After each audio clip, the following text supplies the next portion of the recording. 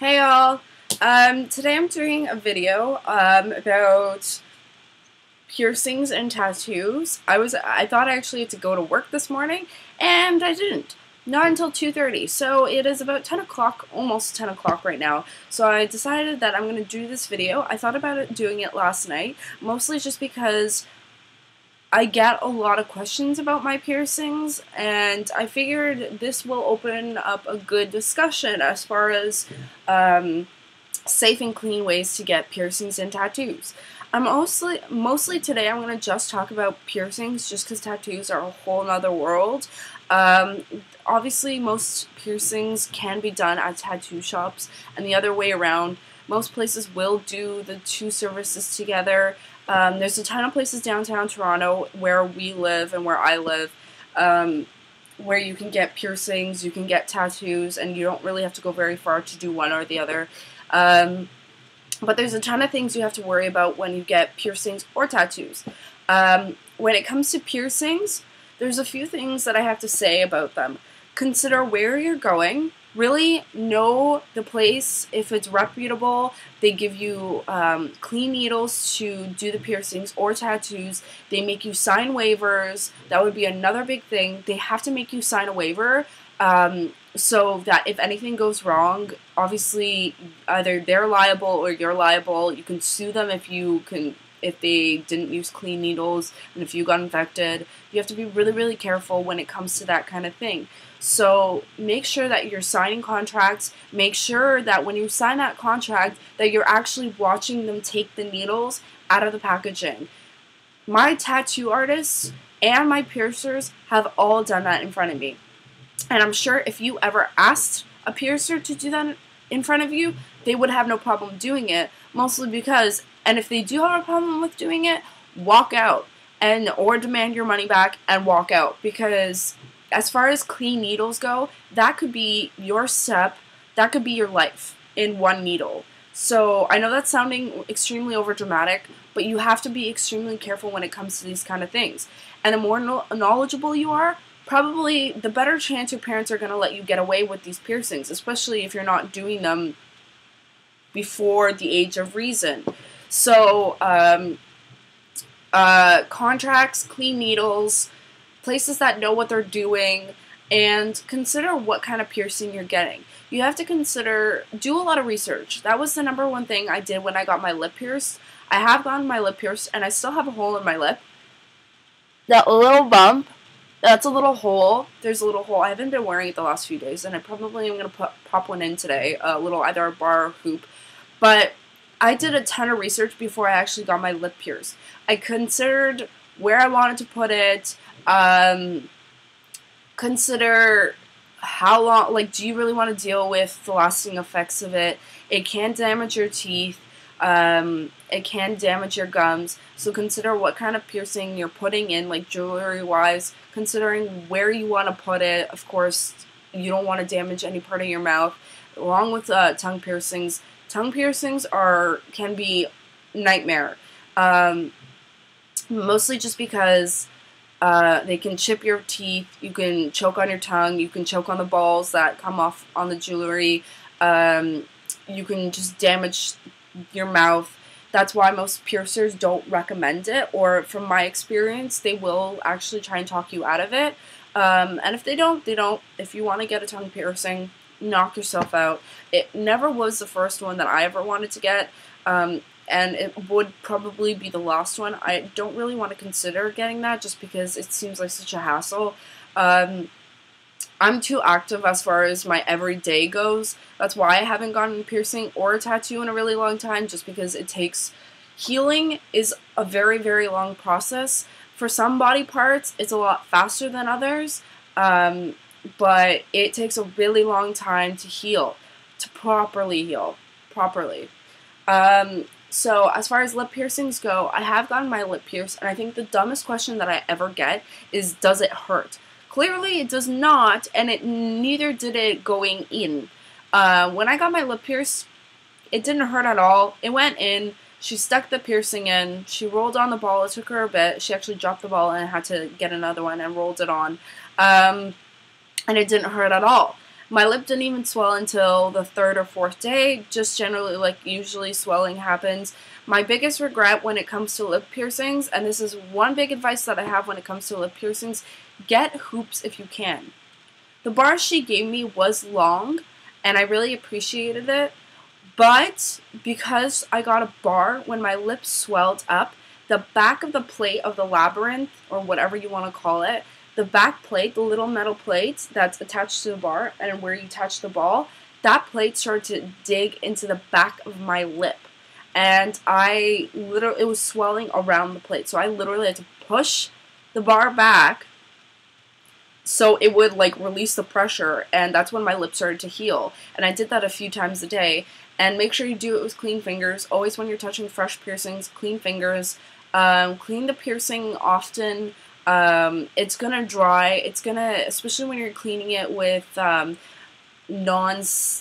smelly soap, which is usually what they recommend. It's gonna dry your skin a lot. So you use maybe some Vaseline, something that has no extra crap in it. Just something that's gonna keep your skin moisturized, and that's gonna help with the piercing, with the healing the piercing. Anything after that, I've always wanted to get my nose pierced, but this is the one thing I've considered. Because my nose gets infected a lot, like this side of my nostril is now infected, it's just going to cause me a lot of stress, and it's going to create just a whole big mess that I do not want to deal with. So that's something to consider. Consider your body, how it reacts to every day. Do you have allergies? Do you blow your nose a lot? Do you get sick? Because you want to avoid touching clean piercings altogether.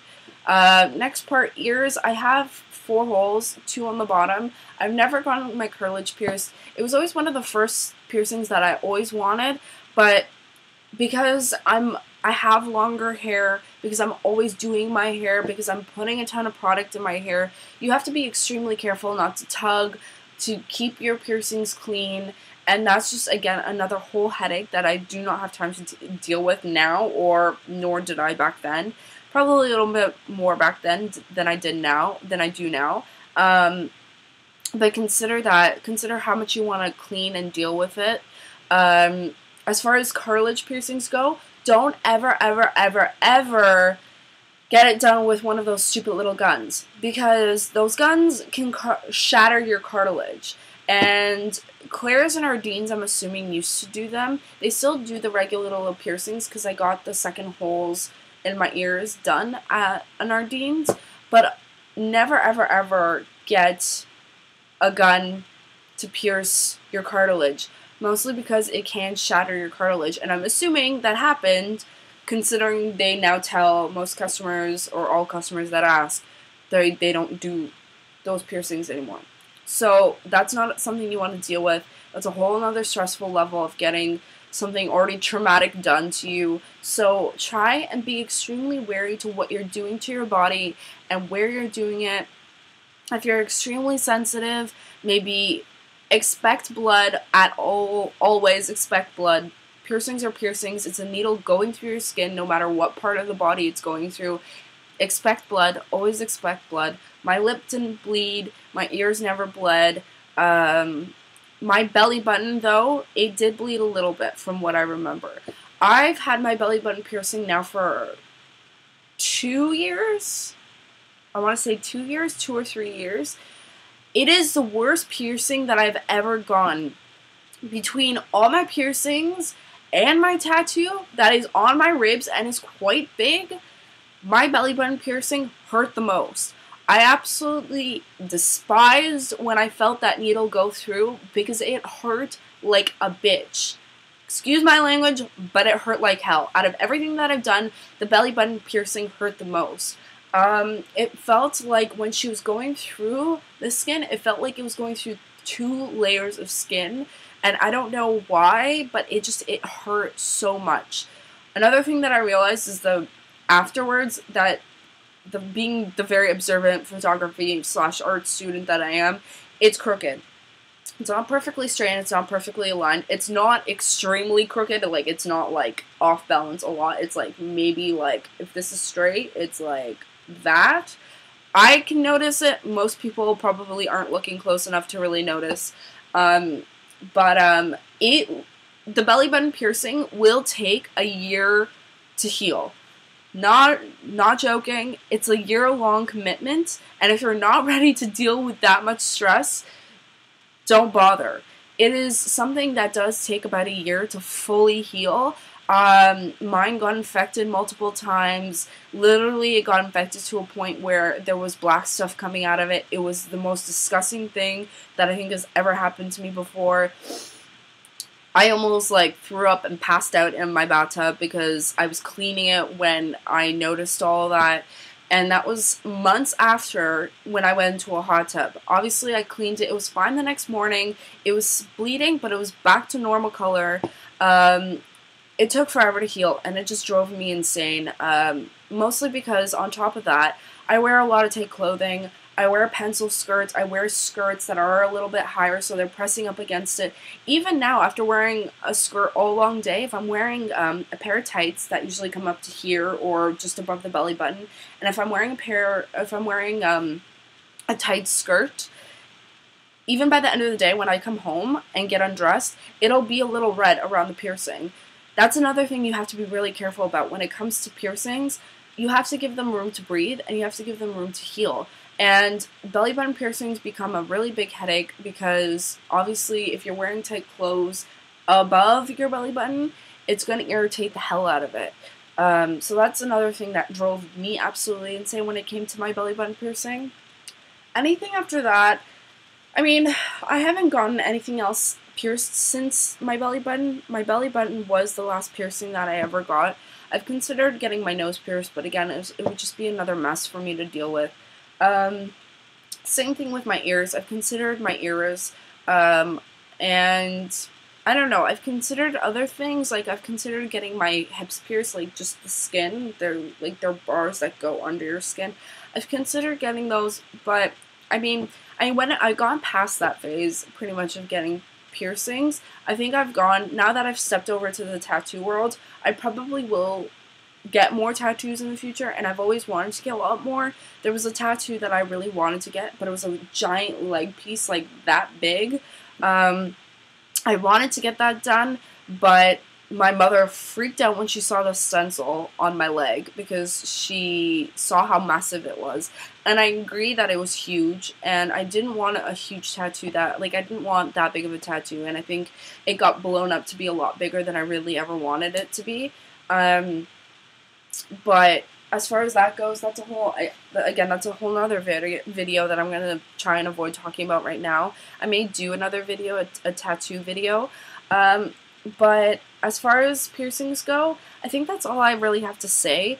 Guys, please be careful to where you go. Make sure you're going to a place that knows what they're doing. There's a ton of places, even in Toronto, that have horror stories.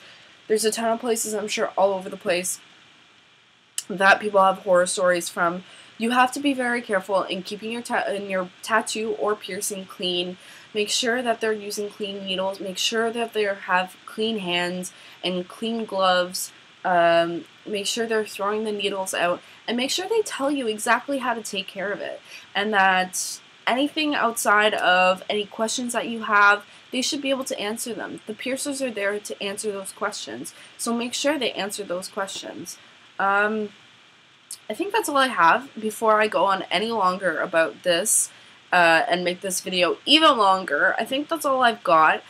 Do your research, especially if you're younger and you have to get your parents' consent. Here in Toronto or in Canada, I don't know if it's Canada-wide, but in Toronto, you have to be 16 to get a piercing without a parent's consent, and you have to be 18 to get a tattoo without parent consent. I hope I'm getting that right. It might be 19. I want to say 18, but it might be 19. So double check with your local tattoo/piercing parlors. But make sure you're doing a lot of research, because that way it'll show your parents that you've considered what is going to have to go into maintaining and taking care of these piercings.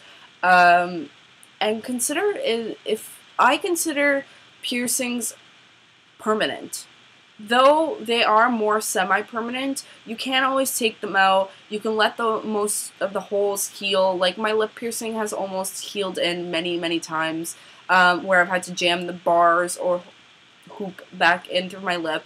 And you can do that. Most cases you can just stick a piece of jewelry back into the hole and it'll be fine. But there are permanent, I think there are permanent, those little bedazzled dermals where they literally put it's like, I think, a hook under your skin. That I would consider permanent, and I'm sure they'd consider it permanent too.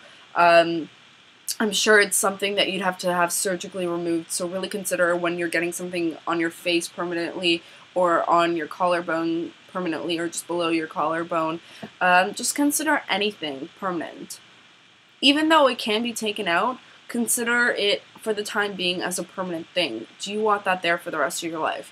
Or at least for the next 4 or 5 years. Usually I don't like looking at things for the rest of your life because life changes from day to day and it can change drastically from day to day. So really just consider, do you want this? Do you want to deal and live with this for the next year? Consider that, go that far. Do you want to deal with this for a year? Do you want this on your face? Do you want it on your body? Do you want to clean it and deal with healing it for a year? Just consider that. And I think that's all. If you have any questions, you guys can message me. Be free to message me anytime you want. And any questions or comments below. I will add my Twitter in. You guys can tweet at me. You can email me. I check my emails daily. And then besides that, that's all I got. So I hope you guys have a fantastic day. I'm going to be stuck at work for 9 hours. 9 hours. I hate closing. I absolutely hate closing. Hate it. People in retail understand why I hate it so much, because they probably understand how much it sucks too. Anyways, have a good day, guys.